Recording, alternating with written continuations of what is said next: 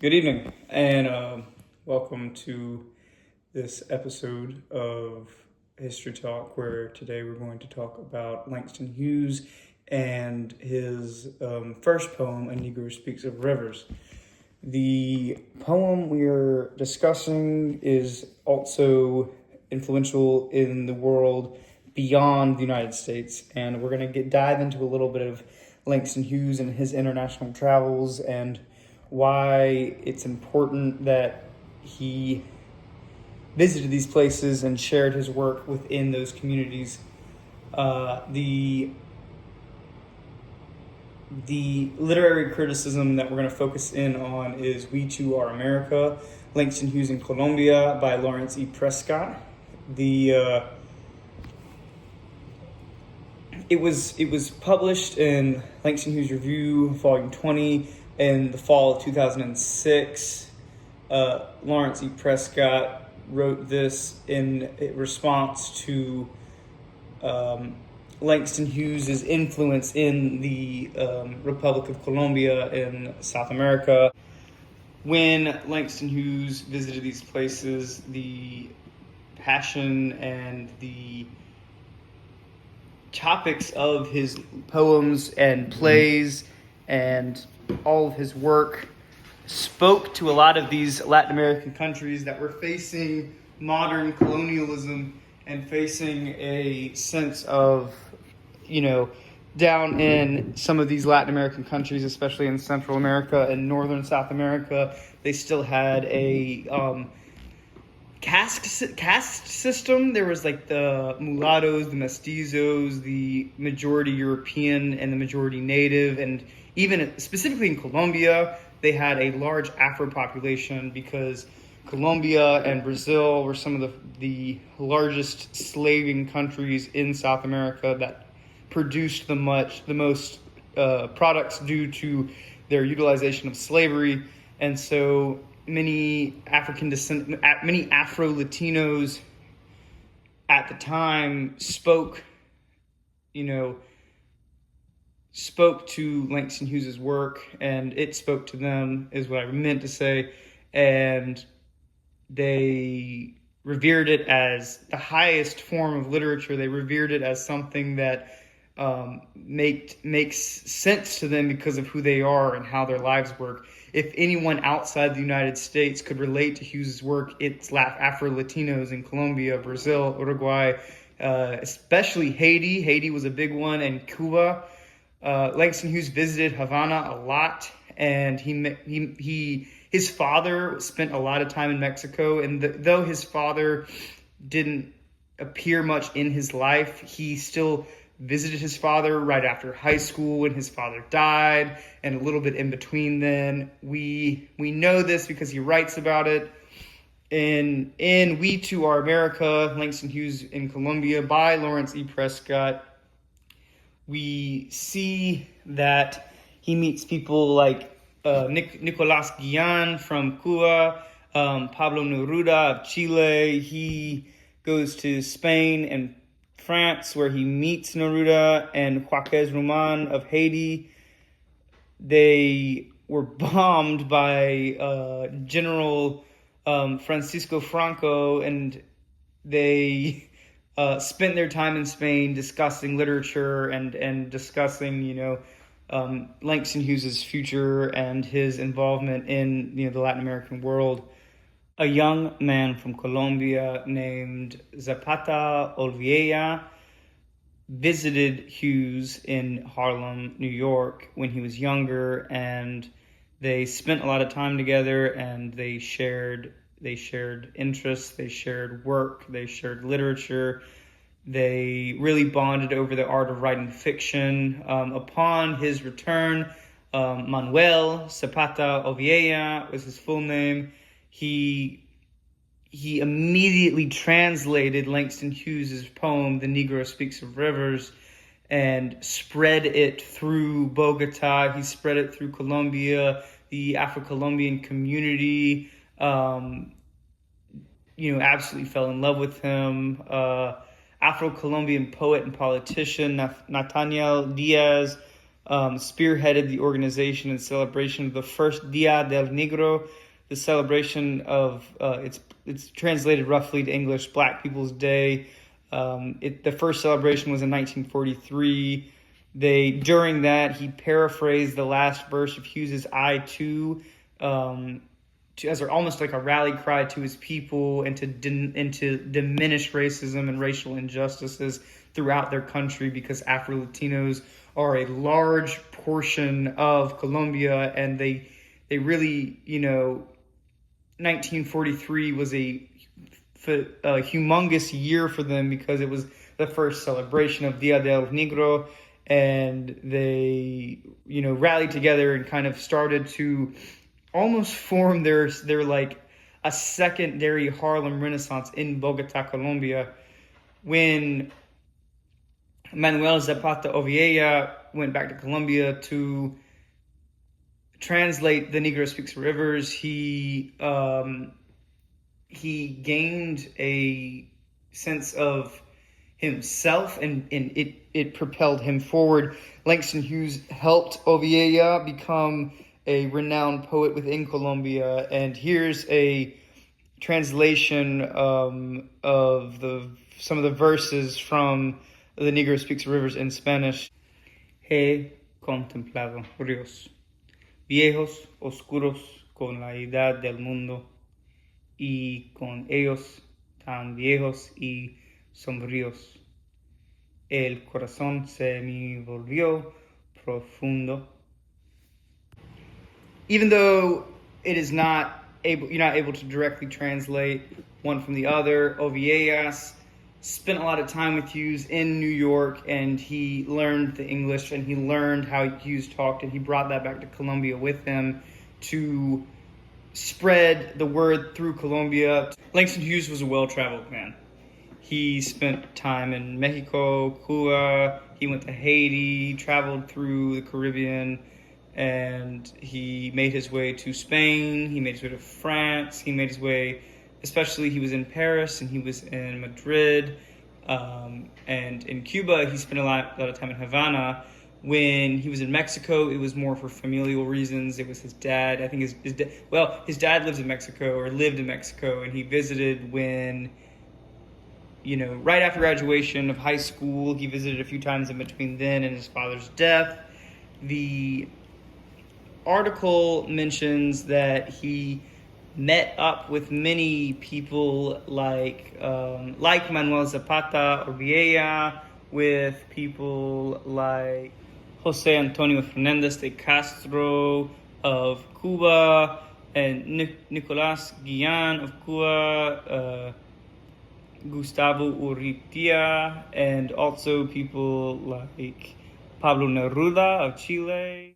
Wrapping up our discussion of We Too Are America, Langston Hughes in Colombia by Lawrence E. Prescott, we look at the relationship between the incorporation of Negro Speaks of Rivers in Colombia by Oviella and how he brought it to the country.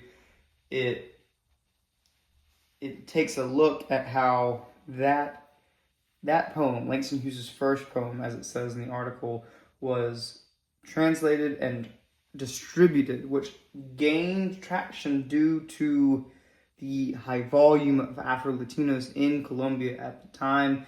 Going back to it was published in the presses and in the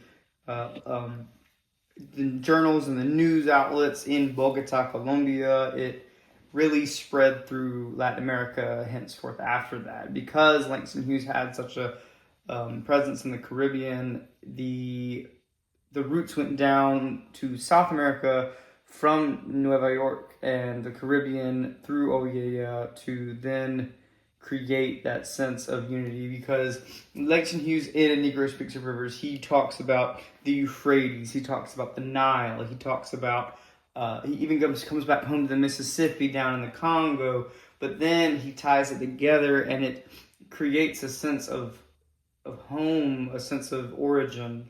When you look at African descendants from around the globe, Langston Hughes' poems, however, directed at the African American, and when I say American, I mean in the United States. It focuses on their experience, but the Negro Speaks of Rivers doesn't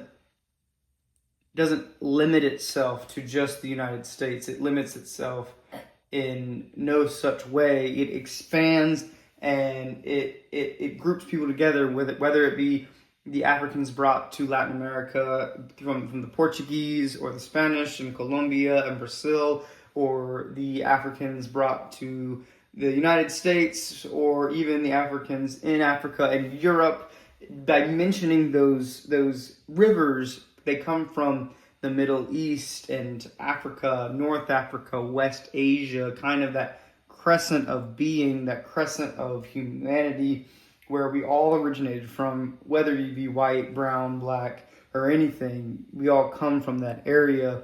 And he's speaking towards the African populations of the world, and he, through the Negro Speaks of Rivers, and and the spread of it to Latin America, he's able to reach people all over the world and let them know that they too come from this fertile crescent, these valleys, the Euphrates River, the Congo. They come from Egypt, where there were kings and queens from Africa. The Mississippi brings it to the New World, and it adds some, locality to it, especially for the African Americans in the United States. But this entire article by Lawrence E. Prescott goes through Hughes's connection to the Latin American community as a whole, and I find it a very interesting read, and I recommend it to anyone who has the ability. I went through JSTOR, and I went through the University of South Carolina Beaufort's library to find it. I find it very interesting. It was brought to me because of my interests and my ability. Understanding Spanish and English is something that I, pride myself on, and reading the Spanish version of Negro Speaks of Rivers and the English version, although the words can't directly be the same, the feeling is still there. The personality is still there. Hughes's words are used by Oviedo to accomplish the same thing, and it really goes to show through this literary criticism how, even though Hughes might have been writing to the African American United States perspective, the words transcend nationality, they transcend race, they transcend being, and they can touch the hearts of even, the most rural Afro-Latino and, the jungles and mountains of Colombia, or they can touch the heart of the richest African American man in Harlem or Manhattan. They can touch the soul of a farmer down in South Carolina. They can touch a black man living in the UK. It goes to show that just because he's directing it towards a certain audience, it is worldly. It is absolutely of this entire earth and of all people, especially the African American people and the Afro-Latino and the Afro-European and the Afro-Caribbean, and it just goes to show how Langston Hughes' work is transcendental. Langston Hughes grew up in a time where it was transitioning, and some say it still may be transitioning in today's age, from a society where we look at people differently, or we treat them differently because of how they act or look or how they talk or where they come from.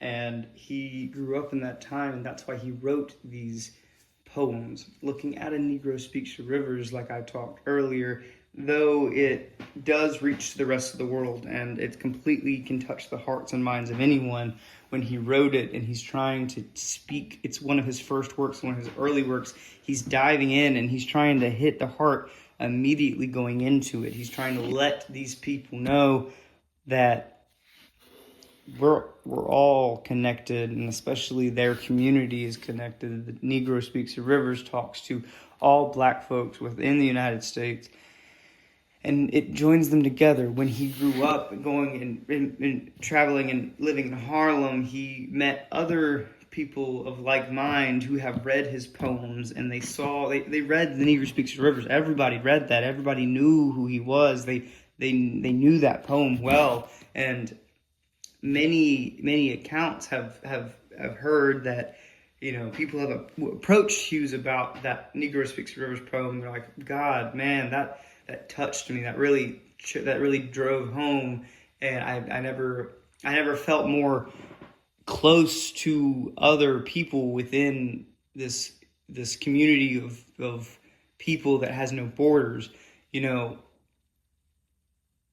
The poem, because of when he read it and where he read it and who wrote it and who he wrote it about and who he incorporated in the names of those rivers, it ties, the most rural Black community in the Mississippi Delta down to, the Gullah communities of the Sea Islands of South Carolina and Georgia, or even the African Americans that lived in New York, who lived in Harlem and were making music, and even in downtown New Orleans, they all have these connections to these rivers and these places.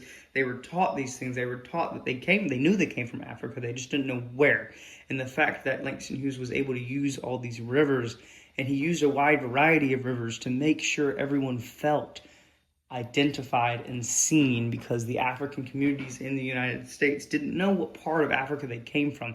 And most of them came from West Africa. Most of them came from North Africa, that part of Africa right there in the coast where Portuguese and English and Spanish ships could easily dock and purchase these Africans from other Africans. And there was a sense of broken, a broken origin. There was many of these individuals had no ancestral home. They knew that they were bought and sold by other Africans and white Europeans and brought to this land unintentionally, not unintentionally, but against their will. And when you're ripped from your ancestral home and you're not connected to it, and nobody talks about it or nobody knows about it, so they can't talk about it, you have to develop your own identity, but you're still missing a part of yourself. We today, as modern people, can use technology to find our ancestral connections, and we can start to look back in our familial history and find where we come from. It explains why we do stuff. It explains the foods we eat. It explains the way we feel. It can even explain why we have certain genetic disorders, but they couldn't do that back then. The closest thing they could do was reading Langston Hughes' work. Langston Hughes was able to transport multiple people back to their origin by writing poems such as The Negro Speaks of Rivers. I myself am not a Black man. I am not part of the African American community, nor am I even part of the Latino community. I just was raised by a Spanish teacher. I speak Spanish and English, but I was also raised in the South. So I have this amazing position where I have traveled to Latin America and traveled through places like Costa Rica, Panama, Jamaica. Never been to Cuba, never been to Haiti. I've never been to Europe. I haven't made my way down to, the heart of South America, like Colombia and Brazil, but I have this connection to these people I know. My girlfriend's mother was from Brazil, and my mother has traveled to Spain. Growing up in the South, I'm around many people of African descent, many African Americans. Growing up in South Carolina, I've lived and gone to school with the Gullah Geechee people. I've gone to school with African Americans from places like Atlanta, New Orleans. I've met all these people, and I've shared ideas and I've shared stories. And reading Langston Hughes' works, I can see how important it is to these people, especially when you look at their history and how modern day people of African descent now have the ability to track their DNA and their ancestry, but it's still hard for them. There's still struggles out there, and Langston Hughes it's almost a vintage comfort.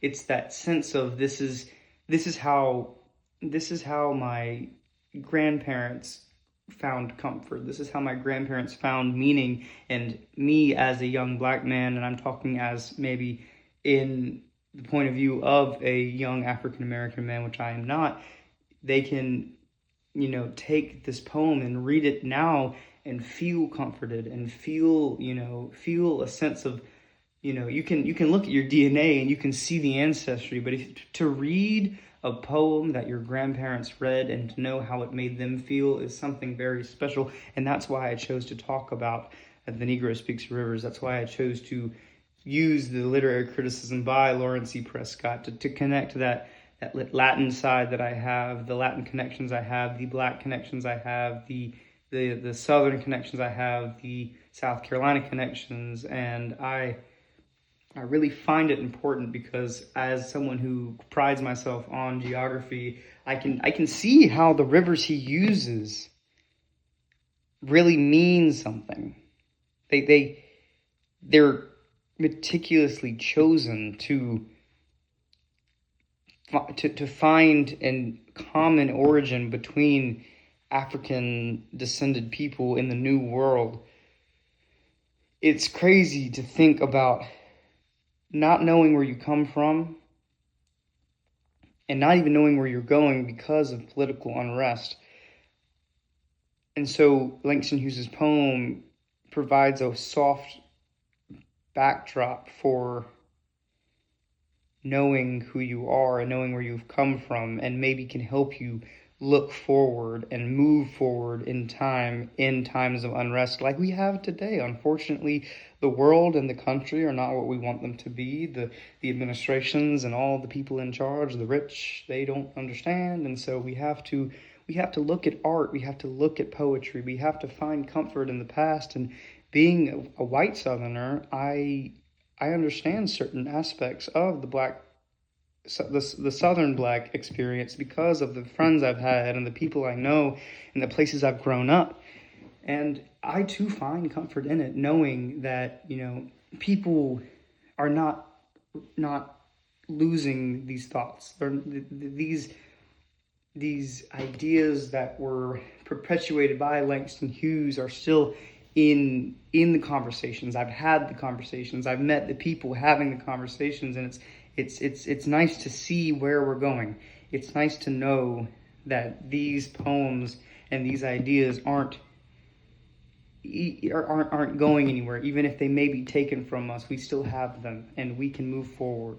And that's why I chose to speak on this today. And I hope you all enjoyed this episode. It was fairly long. I apologize, but we got through it, and I hope you learned something. I hope you felt something, and I hope you know that everything's going to be all right. And we as a people, black, white, brown, anything, color doesn't matter. We're all human beings, Homo sapiens. We're all together in this, and we're all going to look forward, and we're all going to head strong, knowing that we have these poetry and poetic literary backdrops that we can rest on comfortably, to know that we're on the right track. The ideas that our grandparents and great-grandparents have wrote about and have talked about are helping push us as a newer generation forward to find ourselves. And that's why I wanted to talk about this today. Thank you.